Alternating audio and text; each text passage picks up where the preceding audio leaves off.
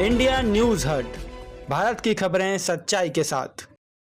UP के किसानों को खुशखबरी, बढ़ाया जाएगा केसीसी और बीमा योजना का दायरा। कृषि मंत्री ने अधिकारियों को दिए निर्देश।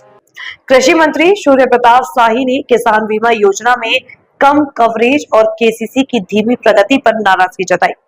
उन्होंने बीमा कंपनियों और बैंक अधिकारियों को लापरवाही के खिलाफ चेतावनी दी और योजनाओं का विस्तार करने का निर्देश दिया।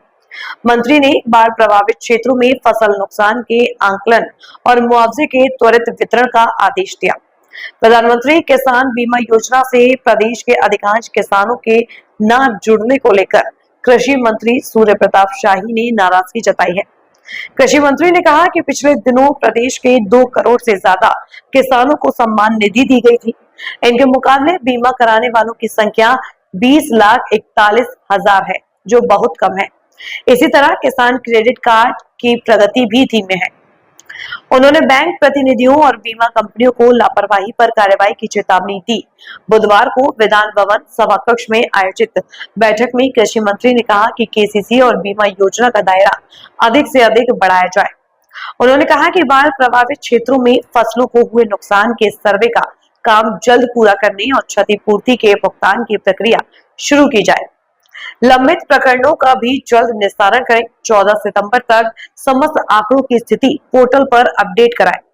कृषि मंत्री ने इसके बाद राष्ट्रीय वनस्पति अनुसंधान संस्थान में खाद निर्माता कंपनियों, उर्वरक प्रदाता कंपनियों के प्रतिनिधियों और विक्रेताओं के साथ भी बैठक की। कृषि मंत्री ने कहा कि सभी हितधारक इस बात का ध्यान रखें कि किसान को उर्वरक प्राप्त करने में कठिनाई न हो। पर्याप्त उपलब्धता के लिए प्रदेश सरकार लगातार भारत सरकार के संपर्क में है। दावा किया कि किसी जिले में उर्वरक की कमी नहीं है। वर्तमान में प्रदेश में 6,21,000 टन यूरिया, 4,64,000 टन डीएपी और 3,68,000 टन एनपीए की उपलब्धता है। मंत्री ने उर्वरक विक्रेताओं की समस्या सुनी और संबंधित कंपनियों को निस्तारण के निर्देश दिए।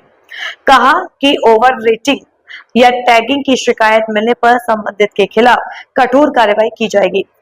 इस दौरान प्रमुख सचिव कृषि रविंद्र, सचिव कृषि इंद्र विक्रम सिंह, निदेशक पंकज कुमार त्रिपाठी, निदेशक उद्यान भानु प्रकाश राम आदि उपस्थित रहे।